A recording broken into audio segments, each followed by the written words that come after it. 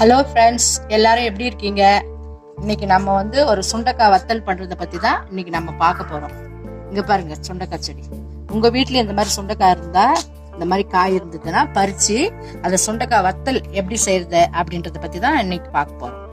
வாங்க நம்ம சுண்டக்காய் எல்லாம் பறிச்சுக்கலாம். நல்ல பதமா காய் முத்தி வந்திருக்கு இல்லைங்களா? பாருங்க, இந்த சைஸ். இந்த காயெல்லாம் பறிச்சுட்டு அவ்வளவுதான்.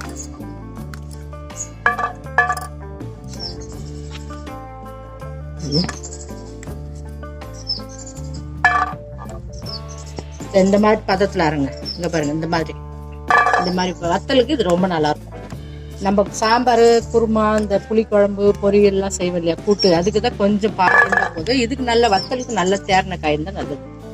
நான் போடுறேன் பாரு, பறிச்சு. அதுதான் இந்த பதம் தான் போதும். வத்தல் தானே செய்ய போறோம், அதுக்காக வத்தல் சேமிச்சு வச்சுட்டா ரொம்ப நல்லது. எப்பாவது வத்தல் குழம்பு வைக்கணும் போது டக்குன்னு காய்ங்க வீட்டுல எதுவுமே இல்லைன்னா டக்குன்னு ஒரு பிடி சுண்டைக்காய் வத்தலை எடுத்தோமா நல்ல ஒரு சுவையான வத்த குழம்பு வைக்கலாம். வத்த குழம்பு வச்சுட்டு தொட்டுக்கிறதுக்கு ஒரு அப்பளம் பொரிச்சு வச்சுட்டா சூப்பரா இருக்கும். மதியம் சுண்டைக்காய் வயிற்றுல இருக்கிற சின்ன சின்ன பூச்செல்லாம் வெளியேற்றும். ரெண்டாவது இது பேரே பால் சுண்டைக்காங்க, கசப்பே இருக்காது.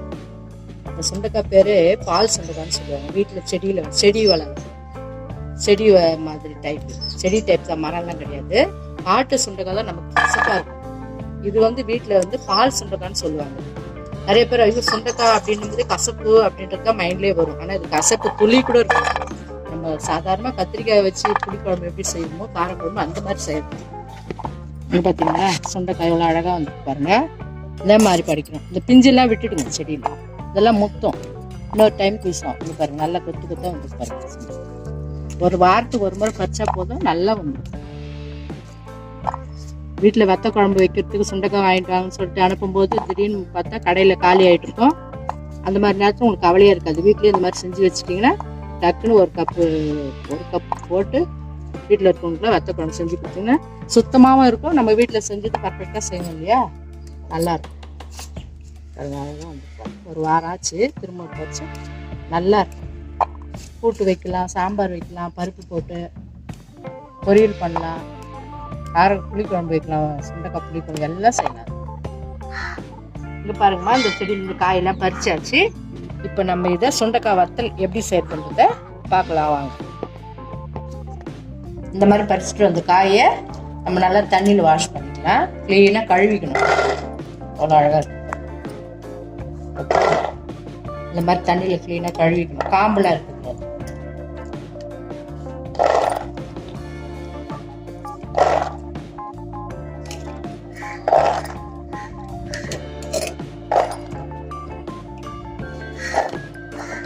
இங்க பாருங்க, இந்த மாதிரி கிளீனா கழுவணும். பாருங்க, வாஷ் பண்ண பிறகு அது டஸ்ட் எல்லாம் எவ்வளவு இருக்கு பாருங்க.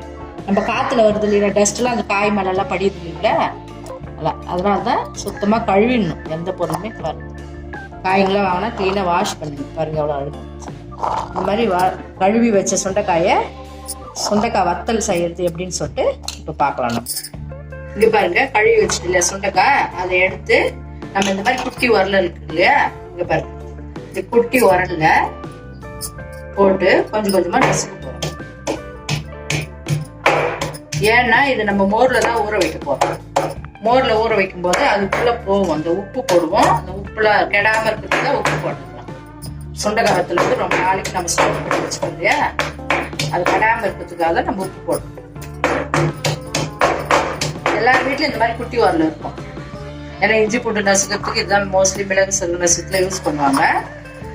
வேஸ்ட் ஆகாம இருக்கும். இது போட்டு ரொம்ப நெசுக்க வேணாம், திட்டமா நெசுக்குங்க. ஏன்னா விதையெல்லாம் வெளியே போக வேணாம். விதையில அவ்வளவு சத்து இருக்கு. அந்த விதையோட சாப்பிட்டாதான் நம்ம கர்ப்பிணி பெண்களுக்கு எல்லாம் கொடுப்பாங்க பாருங்க. குழந்தை பிறந்தவங்களுக்கு சுண்டைக்காய் வறுத்துட்டு ரசம் சாதம் கொடுப்பாங்க. ஏன்னா இது நிறைய கார்பன் சத்து இருக்கு. இந்த வறுத்து குத்தும் போது இந்த கார்பன் சத்து நிறைய இருக்கு. வயிற்றுல இருக்கிற தேவையில்லாத அழுக்கெல்லாம் வெளியே இருக்கும். குடல் பகுதியில இருக்கிற கண்ணுக்கு தெரியாத புழுக்கள்னு சொல்றாங்க இல்லையா, கண்ணுக்கு தெரியாத புழு அழுக்கு எல்லாம் வெளியேறும். குழந்தைங்களுக்கு கூட வாரத்துக்கு 2 நாள் கொடுங்க. பெரியவங்களும் சாப்பிடுங்க. வயிற்று பிரச்சனை எல்லாம் தீர்க்கும். இந்த சுண்டைக்காய் பால் சுண்டைக்காய், கசப்பு சுண்டைக்காய் வீட்டிலேயே வளரக்கூடிய சின்ன செடி வகையை சேர்ந்துதான் இது. நம்ம வீட்டில் தொட்டியில் கூட வளர்க்கலாம். ஒரு பிளாஸ்டிக் பக்கெட் இருந்தால் கூட நீங்கள் அதிலே கூட வளர்க்கலாம். இதுக்கு எந்த விதமான செலவும் கிடையாது. நார்மலாக தண்ணி மட்டும் இருந்தாலே போதும். பாருங்க அவ்வளோ அழகாக காய் வந்துச்சு. இங்கே பாருங்க இந்த மாதிரி சுண்டைக்காவை 1-2 இடிச்சு வச்சுக்கிட்டேன் இல்லையா. இப்போ நம்ம அதுக்கு தேவையான அளவு உப்பு போடலாம். உப்பு எதுக்கு போடுறோம்னா இதுல உப்பு ஊறும். 2வது வந்து ரொம்ப நாள் ஸ்டோர் பண்ணி வச்சிருந்தா கெடாம இருக்கும். அதுக்காக தான் உப்பு சேர்க்கணும். உப்பு சேர்த்துட்டு அடுத்ததா நம்ம இதுல மோர் சேர்க்க போறோம். நல்ல மோர் சேர்த்துக்கலாம். போதும். நல்லா கலக்கி விட்டீங்கன்னா இந்த மோர்ல நல்லா ஊறணும். இது ஒரு நாள் ஃபுல்லா ஊறணும். ஒரு நாள் 2 நாள் கூட ஊற வைக்கலாம். ஒன்றும் தப்பு கிடையாது. வெளியே வைங்க. கிடாது ஃப்ரிட்ஜெல்லாம் வச்சுட்டு போறேன். மோர் ஊற்றி நல்லா ஊற வச்சுட்டு உப்பும் மோரும் போட்டு நல்லா 2 நாள் ஊறின பிறகு நம்ம என்ன பண்றோம், இதை ஒரு தட்டில் கொட்டி காய வைக்கணும். நல்லா ஒரு தட்டில் கொட்டி காய வச்சுன்னா ஒரு 4-5 நாள்லயே காஞ்சிடும். நல்லா ட்ரையா காஞ்சி, உங்களுக்கு தெரியும் இல்லையா சுண்டைக்காய் வத்தல் எப்படி இருக்கணும். நல்லா ட்ரையா காஞ்சி பிறகு இது ஒரு நல்ல பாட்டிலே டப்பாலோ ஸ்டோர் பண்ணி வச்சுட்டீங்கன்னா டக்குன்னு வத்த குழம்பு வைக்கும் போது இந்த சுண்டைக்காய் எடுத்து நம்ம சாப்பிடலாம். குழந்தைங்களுக்கு செஞ்சு கொடுங்க. குழந்தை பிறந்தவங்களுக்கு இது ரொம்ப ரொம்ப நல்லது. வயிற்றுல இருக்கிற அழுக்கெல்லாம் வெளியேற்றும். இதுல கார்பன் சத்து நிறைய இருக்கு. அதான் இந்த சுண்டைக்காய் வத்தல செஞ்சு நீங்களும் சாப்பிட்டு பாருங்க. ஸ்டோர் பண்ணி வச்சுங்க. நிறைய கிடைக்கும் போது ஸ்டோர் பண்ணி வச்சுங்க. வேஸ்ட் பண்ணாது.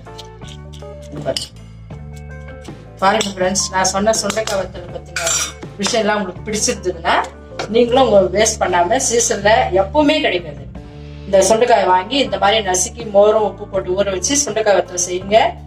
உங்க ஃப்ரெண்ட்ஸுக்கு இந்த விஷயத்த சொல்லுங்க. பாருங்க ஃப்ரெண்ட்ஸ், இதே மாதிரி நீங்க சுண்டைக்காய் வத்தல் எப்படி செய்யணும்னு சொல்லி கொடுத்தா இதை நல்லா காய வச்சு ஸ்டோர் பண்ணி வச்சுக்கோங்க.